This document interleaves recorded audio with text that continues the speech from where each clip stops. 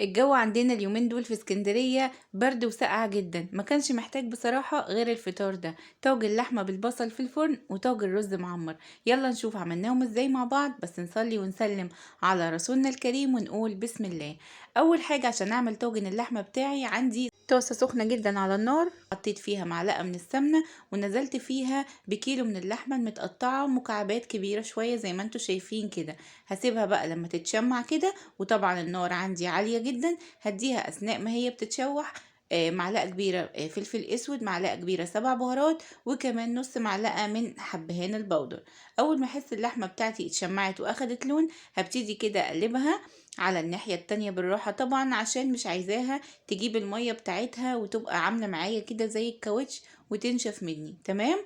اول ما لقيتها كده اتشمعت، هبتدي اقلبها كده بالراحة زي ما انتوا شايفين، عشان كمان تتشمع على الناحية التانية وتاخد لون ذهبي بسيط زي ما انتوا شايفين كده. ويفضل كمان تكون اللحمة فيها دهون كده بسيطة عشان تطعم لي حتة اللحمة. اول ما اللحمة بتاعتي اتشمعت كده على الناحيتين واتشوحت، هنزل عليها ب3 فصوص من الثوم الشرايح. هديها تشويحة كده مع اللحمة لغاية لما اشم ريحة الثوم بتاعتي، ودي حقيقي بتفرق جدا في طاجن اللحمة بالبصل اللي هنعمله مع بعض النهاردة. تمام. بعدين هنزل عليها ب3 ورقات كده من اللورة، بيدوها برضو ريحة حلوة جدا وبيشد اي زفارة منها. تمام. هنزل بقى عليهم بعد ما اللحمة كده اتشوحت كويس مع التوابل والثوم والورق اللورة. هديها بقى حوالي 3 بصلات كبار المتقطع كده جوانح زي ما انتوا شايفين، او 5 بصلات متوسطين على حسب حجم البصل اللي عندك.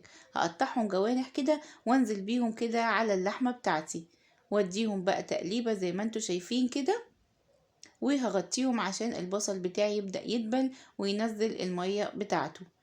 من وقت للتاني بفتح الغطا واديها تقليبة لغاية لما احس البصل بتاعي اخد سنة كرملة.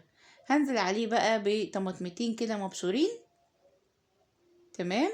بيفرقوا جدا جدا في الطعم وفي لون الطاجن بتاعي زي ما انتوا شايفين كده. هديهم تقليبة بقى مع اللحمة والبصل.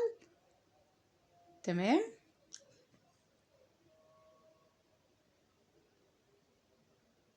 هديها بقى رشة كده من السكر عشان الحموضة بتاعت الطماطم، وكمان هتخليلي البصل بتاعي مكرمل ومسكر وحقيقي هيطلع زي المربى كده. تمام. هغطيهم بقى واسيبهم ياخدوا ويدوا كده مع بعض. اول بقى ما احس ان المية بتاعته نشفت كده، هبتدي ازوده مية مغلية نص كوباية في نص كوباية، عشان اساعد اللحمة بتاعتي ان هي تستوي وتبقى طرية. وطبعا في الوقت ده النار عندي من تحت هادية جدا.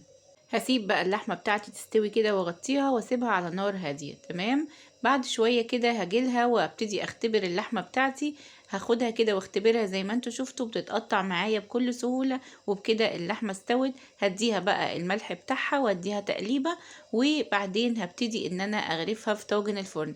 انا بحب جدا جدا استخدم الطواجن الفخار دي بتاعة السعيد، وكانت جدتي الله يرحمها بتعمل لنا فيها الاكل ده، وكان بيطلع حقيقي زي السكر. حقيقي الطواجن اللي من النوعية دي بتخلي الاكل مسكر جدا جدا. تمام. هدخل بقى الطاجن بتاعي ده الفرن على الرف الاوسط، حرارة وسط، لغاية لما ياخد لون كده على مهله من غير ما بفتح له اي شواية. في الوقت ده بقى هبتدي اعمل الرز المعمر بتاعي. عندي هنا طاجن نفس الحكاية برضو من الفخار النوعية دي. هجيبه اسخنه كويس جدا جدا في الفرن، وهبتدي اني احط فيه كوباية من الرز المصري المغسول والمتصفي كويس جدا. بعدين هنزل عليه بمعلقة صغيرة من الملح، ومعلقة كبيرة من السمنة، ومعلقة كبيرة من الزيت.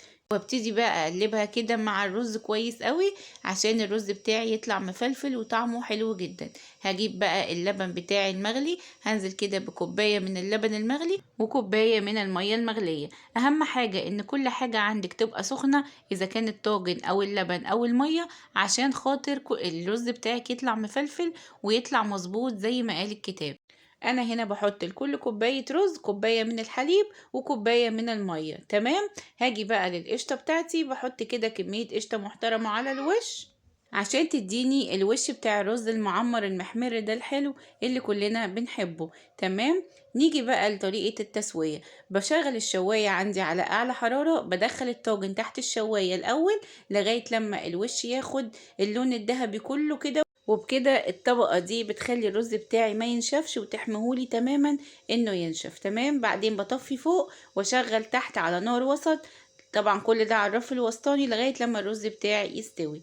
وهنا كان طاجن اللحمة طلع وكان زي الزبدة حرفيا والله يا جماعة. كمان الرز المعمر طلع زي ما انتوا شايفين، كان مفلفل وريحته كانت قلبة الدنيا، والرزاية كده طرية. اتمنى يا رب الفيديو يكون عجبكم، وصوما مقبولا وافطارا شهيا.